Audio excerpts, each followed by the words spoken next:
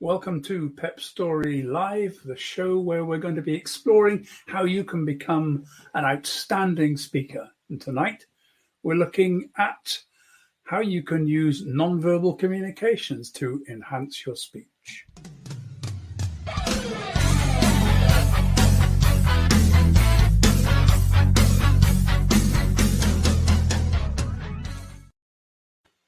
So tonight it's all about non-verbal communication, how you can use body language, gestures and such like to improve your speech. And there's quite a difference tonight looking at what you can do on screen when you're looking at the situation I'm in now, just talking to a camera on a small screen compared to being on a stage and trying to communicate to an audience of 100, 1,000, 5,000, where things become a little bit different.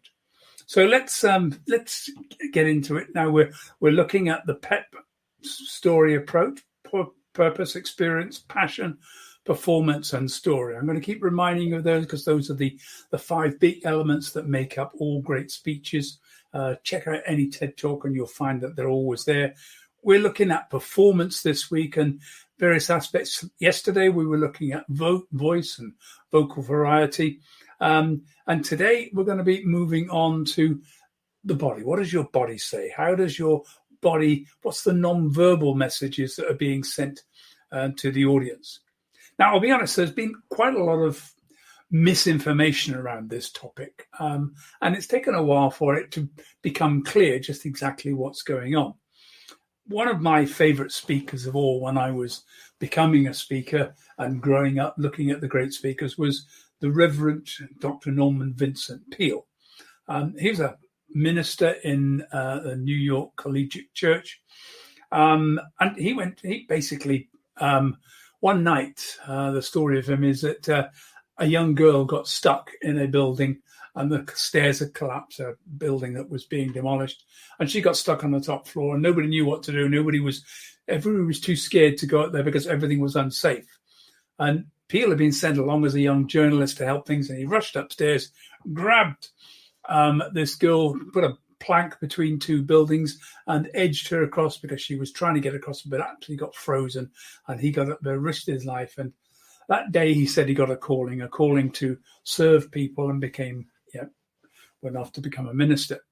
And he became a great speaker. His church, which had almost nobody attending at all, within 18 months had 6,000 people attending services. And that was because of his incredible oratorial ability. It's a big word to keep going on a Tuesday night, but there you go. He was a great orator. Now, I've seen his speech, Why Positive Thinkers Get Positive Results, a number of times. I've not actually seen him live. Great sadness, I never actually got to meet him. I met his wife, but he died just as I was getting involved in speaking. So I missed meeting him, but I've read his books and I've listened to his speeches. And, his speech, Why Positive Thinkers Get Positive Results, is a seminal speech. It's a fabulous speech. The thing is that he stood behind a lectern pretty much all the time. He never came out, never used lots of gestures. It was all in the power of his voice. Very humorous. And he was, it was as if he was delivering it from a pulpit. He just delivered it from a lectern. But it was just so entertaining. He didn't use much body language. So when you get someone like that, then we get this message that comes out that I started to learn as I was developing as a trainer, that in communication, 7% of the message that gets across is words, 38% is the voice, and 55% is body language. A full 93% of everything you say and communicate is non-verbal. The tone of your voice and the actual body language. Only 7% was in the words. Well, you think, well, that can't be true. You think about great speeches like, Reverend, Dr. King. It was King Day yesterday, I think it was. Anyway, this week has been lots of work on remembering Martin Luther King and that fabulous speech, which was entirely and completely verbal. There was, and people, thousands of people watching couldn't see him. He was just a tiny little figure up on a podium. So you think, well, that can't be true. And actually, when you look at it, you start to find that Professor Albert Mehrabian, I always pronounce it wrong, Mehrabian was not looking at communication of the content of a message. He was looking at likability. How much of likability were you communicating when you were communicating to people? And that was what his study was about. So he wasn't looking at the message. He was looking at you, the person, you, the individual. And that makes a lot of sense. That huge amount of what you are and who you are about is in what you say, in how you say it, and the way you say it, and the body language you use. And surely we've seen this, haven't we, forever? My God, we've had a year of watching politicians paraded up in front of us. No, way more than we normally do because of the coronavirus. And I'm sitting there looking at these people thinking, I don't trust you. I don't like you. And I'm sorry, it's almost all parties. They seem to have lost their ability to communicate likability, to communicate trust. And I think, well, why is that? Well, think about it. If someone doesn't like you, can you tell? I can. I'm a trans woman, so I get lots of problems where people suddenly discover that I'm trans. They see someone, they think, oh, it's a woman, and they come and meet me, and I talk, and they hear my voice. Oh my God, no, it's not. It's a bloke. And I get all this sort of stuff of, oh, I don't know how to talk. You don't know what to say when you meet somebody who's neither one or the other, or somewhere in between, or well, that's it. That's what I live with. But that's the whole point. That I can tell, even if someone doesn't tell me, I can tell very quickly. This person doesn't like me. They're having a problem with me. I have friends who are black tell me exactly the same thing. They instantly know when there is a problem. And we know because, people start to avoid. And there's a little bit of avoidance. So they're standing near the counter. I'll just not bother. And I've actually seen people leave a store, but rather than come up. I've even had somebody shut down the changing rooms because I was in there so that nobody else could go in. And these are all individual cubicles. They shut the whole lot down. Yeah, absolute crazy. Eye contact. People don't like to hold eye contact. If they don't like you, if they feel uncomfortable with you, they won't look you in the eye. They don't smile. They don't listen. They're not really listening to what you're saying. They're thinking about an exit strategy. How can I get away from this person? How can I avoid them? They'll actually cross the street and walk on the other side of the street, turn around and go the other way. Oh, I suddenly remembered something. And those are the sorts of behaviors, and we see it. We think we can't, but we see it straight away. We know what's happening. The short, abrupt comments, the quickly, let me get out of this conversation. We know when someone doesn't like us. And we know not because of what they say. We know because of the way they say it, because of their body language, because of the shiftiness, because all those things. And sometimes we don't know why we don't like someone. But what we're doing is we're subconsciously reading all of those signals from voice and body, that huge 93% that Mehrabian said was there, and we're seeing it, boom, blatantly, clearly, maybe not even conscious that we're seeing it, and we're back away. And the same thing can happen for a speaker. And this is the problem. If I get up on the stage to speak, if I come here to speak, I want you to trust what I'm saying. I want to be believable. We go back to the origins of what I said when we're trying to deliver a speech. My goal is to get you to remember my message. More than anything else, I want you to remember my message, take action, hopefully remember my name. Those are the three things I'm trying to achieve. But if I can't get my message across, if you listen to my speech and at the 10 minutes later you've forgotten the whole thing, well, we've wasted my time, wasted your time. The whole thing has been a complete waste of time. Achieved nothing. And all too often, that's exactly what happens. The whole exercise is an utter and complete waste of time. And it's a waste of time because we're not tracking this. So what the big word you want to think about in terms of body language, more than anything else, is synchronicity. Is what you're saying in sync with the tone of your voice and with your body language? I remember once seeing the Reverend Ian Paisley And if you don't remember Ian Paisley, he's a very vocal politician from Northern Ireland who was very opposed to the IRA. And I watched him saying, we will have peace in Northern Ireland at any cost. And when you see those kind of gestures, a voice that's screaming out, the hands pumping a fist and thumping, talking peace, you think, whoa, whoa, whoa, whoa, that's a different kind of peace. That isn't the kind of peace I was thinking of.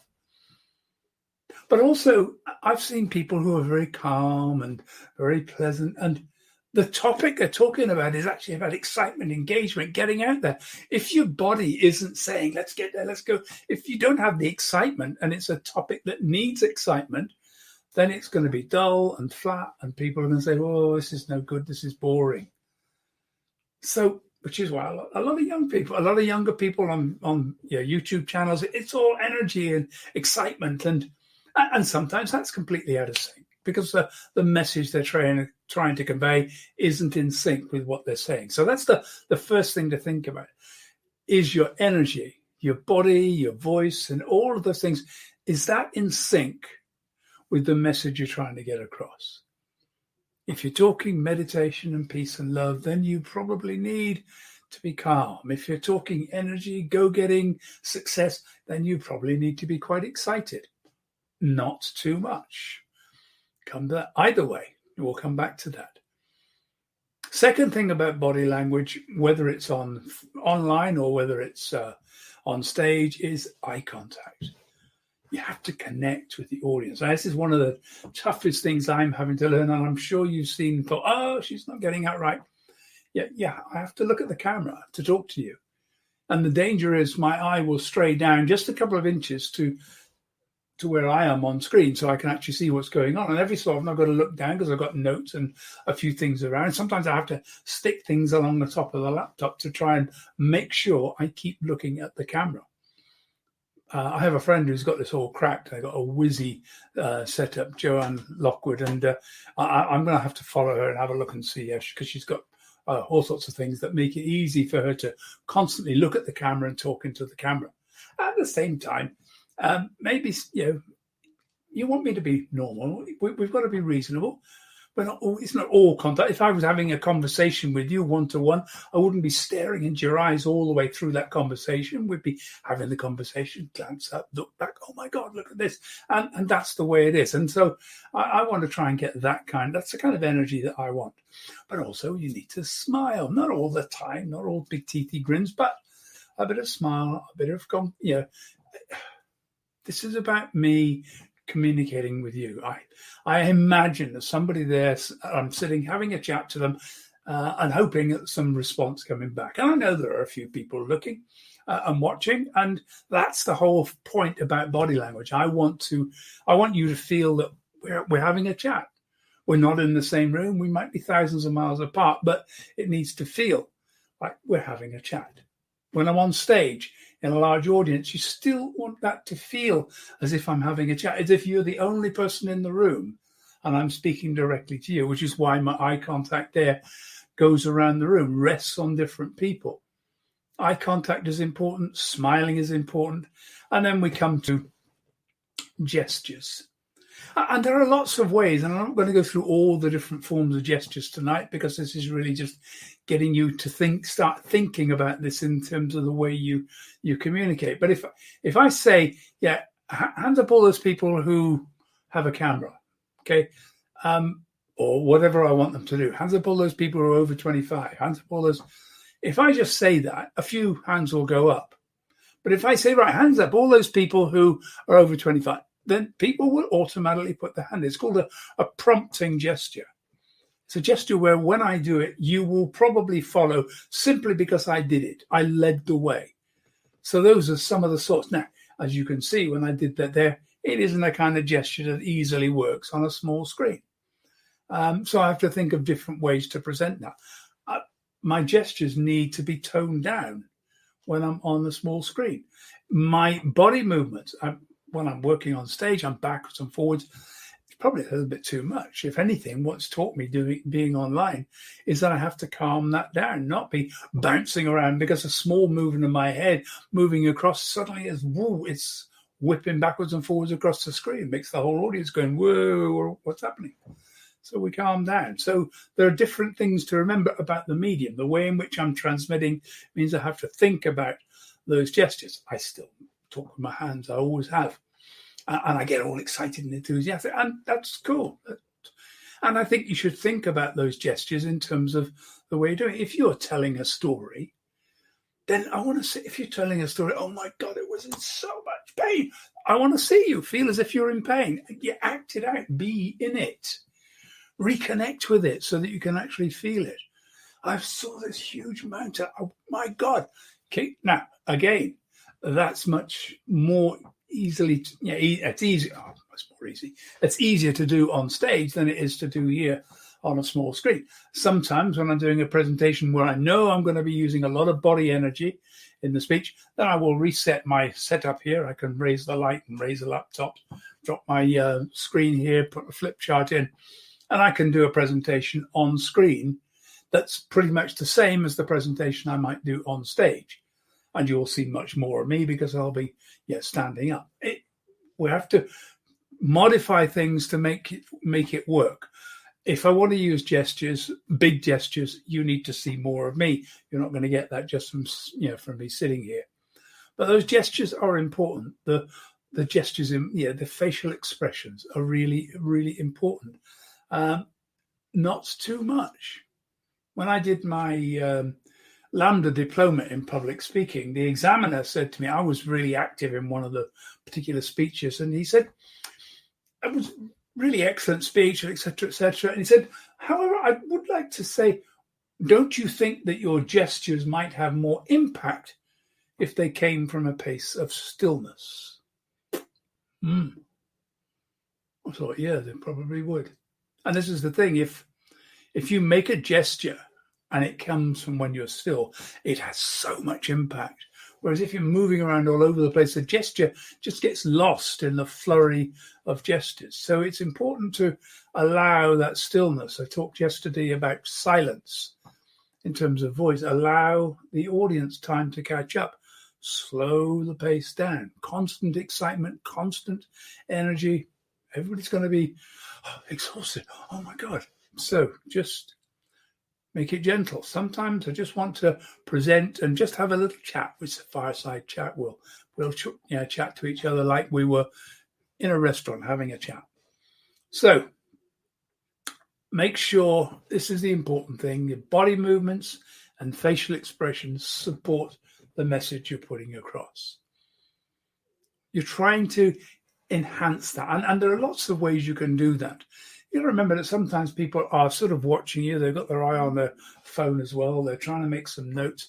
And sometimes it just didn't catch what you said. But if you said, I was on the phone talking to my mother, already just by acting that little bit out, you don't need to hear what I said because my body language has told you what I'm saying.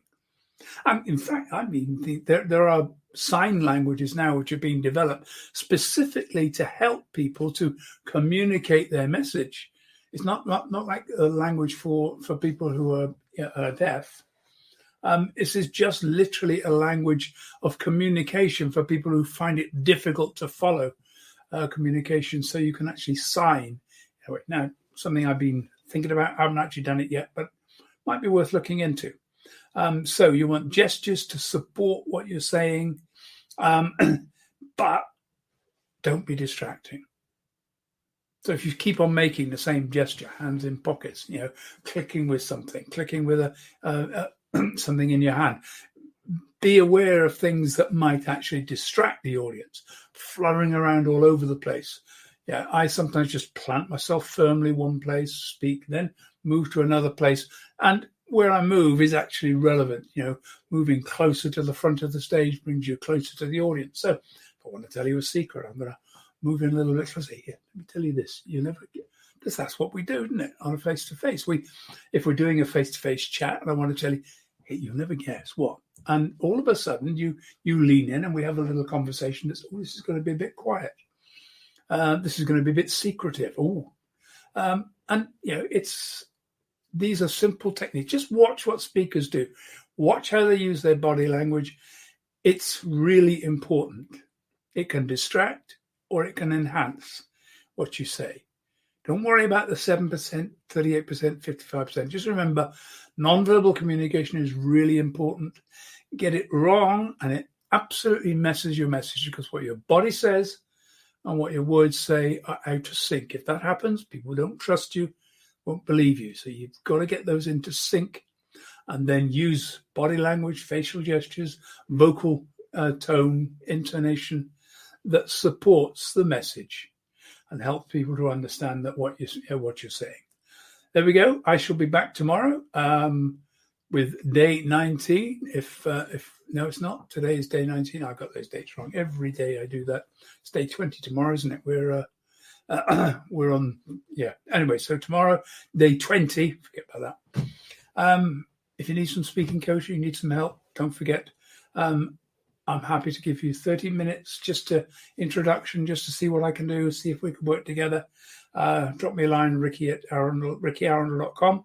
More than happy to help develop your speeches. I've done a lot of work with lots of executives and professional speakers, as well as people who are starting from nothing. So that's it. Come back tomorrow, and we should be having another little go into a bit more about performance. Tomorrow I'm going to be talking about audio visuals, probably a couple of days on audio visuals. I want to look at how we use slides, how we use all those sorts of things over the next few days. So we'll be doing a bit more on the whole performance aspect, but we'll be getting into technology and slides and all the other things that you can do to enhance your speak, get the message, improve the message that you're putting across. Join me tomorrow. Take care.